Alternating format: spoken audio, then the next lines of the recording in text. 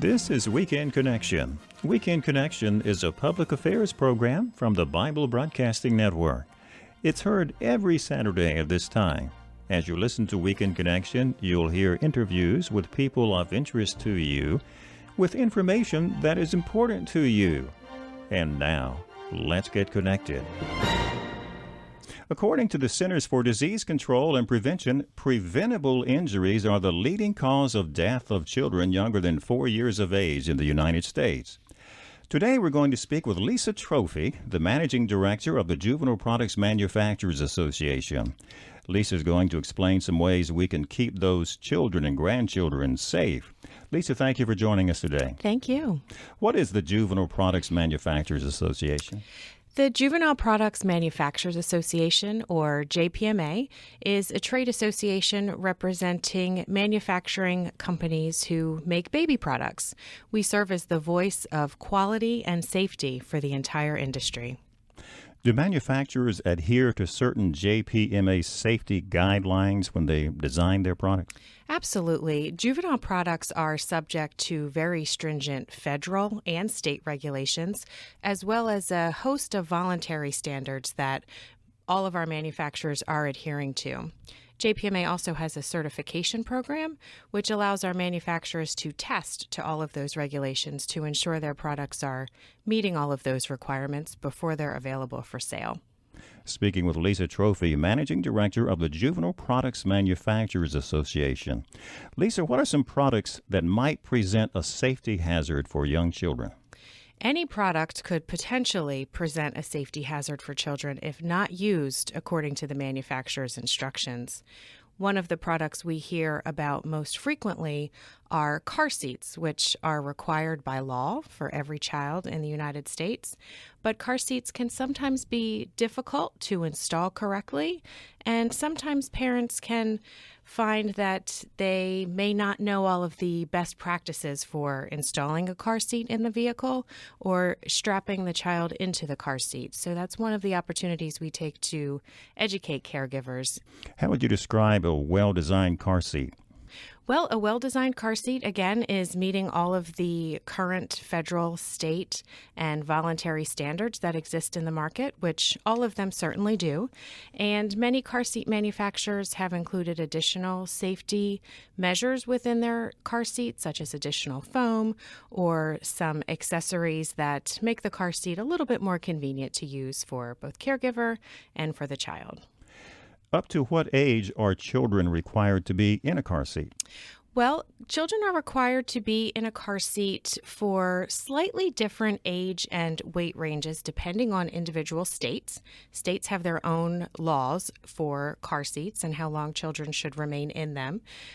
They typically range in the neighborhood of 8 years, and always the recommendation is for children to remain in the back seat until about 13 years old because that's the safest place. I can remember when car seats were a new invention.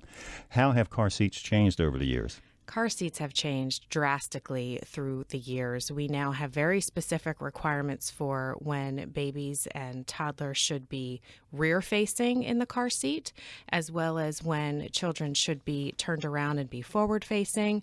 There's a number of different types of car seats that are available, such as booster seats, which grow with the child and can remain with them for the duration of the time that they should be in that car seat.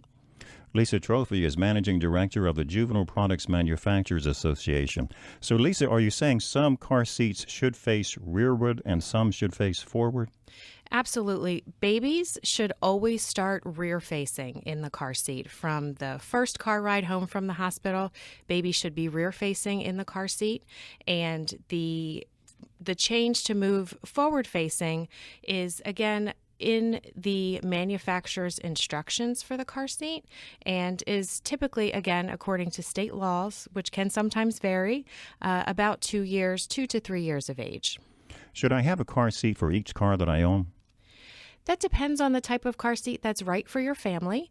Many car seats come with detachable bases, so an individual car seat base can remain in different vehicles that your family might use regularly, and the car seat itself can move from car to car instead of having a number of car seats.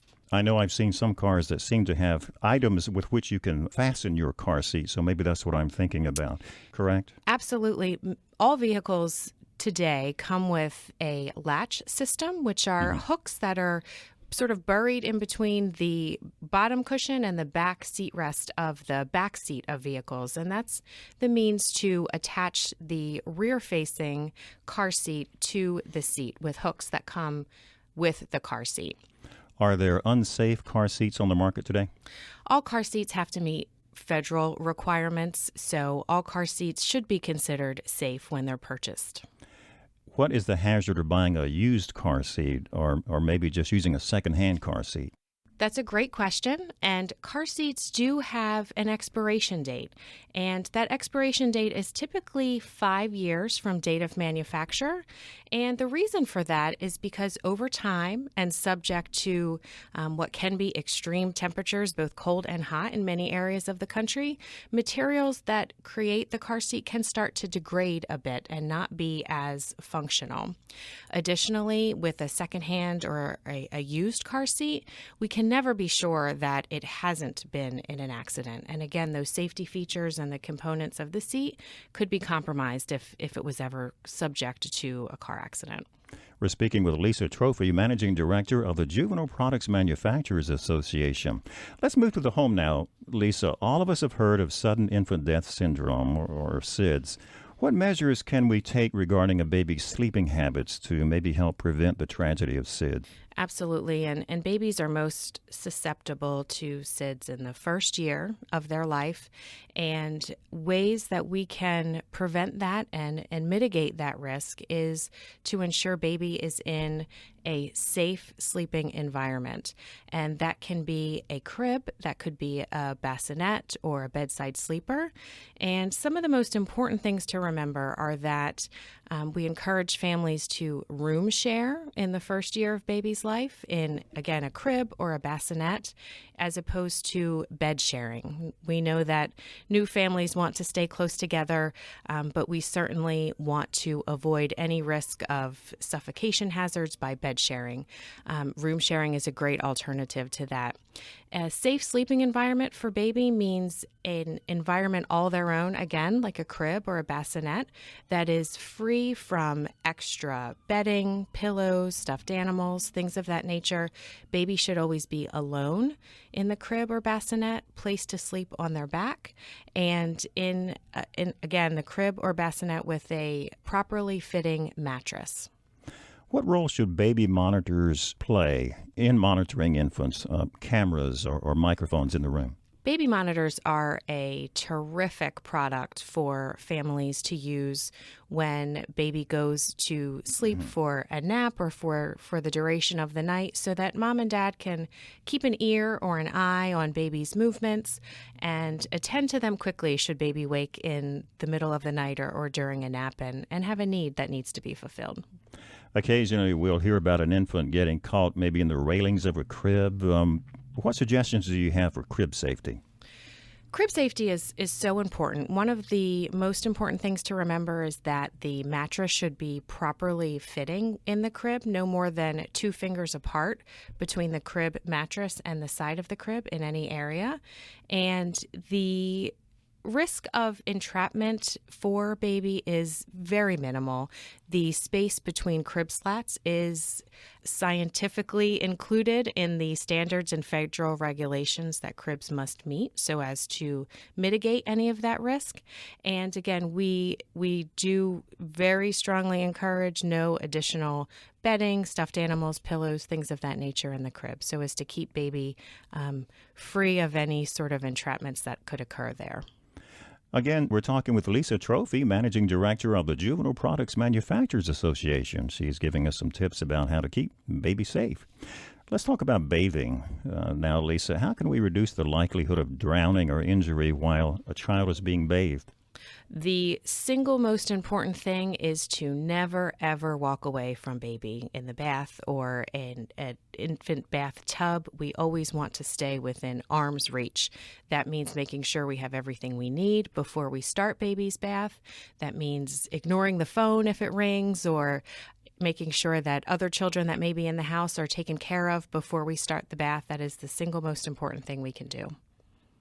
Occasionally, we'll see a child placed on top of a dinner table in a car seat or some other kind of baby seat. Is that a good idea? That is not a good idea. Any time a baby is in a product, we want to make sure that that product is never placed on an elevated surface, such as a countertop, a table, even a bed or a couch, because babies can move quickly. Even if we don't think they're developmentally ready to do so, those things can happen in an instant, and a fall from an elevated surface could certainly be tragic for a small child. So don't put the baby on a table. Don't put the baby on a table. How about baby gates in the home, Lisa? You know, there are these little wooden gates that you can put in a doorway or whatever. Are they a good idea? Are there any hazards associated with those? Gates are also a very good idea to protect the areas of the home that we don't want baby to be getting into. Most importantly is top and bottom of any stairs that may be in the home, as well as using gates to prevent baby from having access to maybe the kitchen when we're preparing dinner or things of that nature. So there's a number of different gates that are available on the market today. There are pressure-mounted gates, which sort of are placed in doorways and expanded to the appropriate width. There are also hardware-mounted gates that may be more appropriate for installation on, for example, the top of stairs, where we want to make sure that they are sturdy and not able to be pushed over.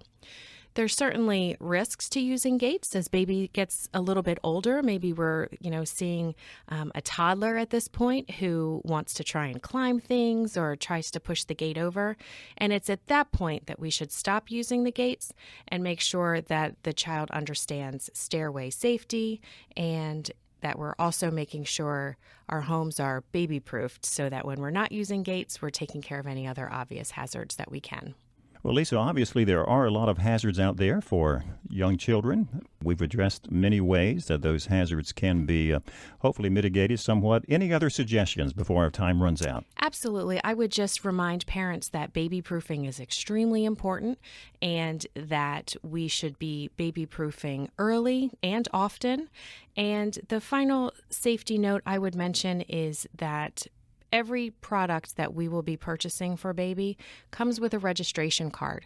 And it's really important to fill out the registration card and send that back in to the manufacturer, because that information is used to share important product information or potentially a recall should that happen. That's the way that manufacturers can communicate directly with folks that own those products, and we can make sure that we're, again, keeping baby safe. Okay, we've been talking today with Lisa Trofe, Managing Director of the Juvenile Products Manufacturers Association, JPMA.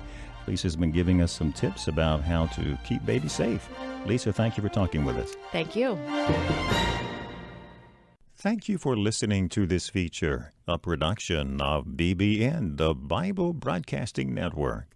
BBN provides 24-hour Christian programming, great Christian music, and Bible teaching. Listen to BBN by clicking the link in the description.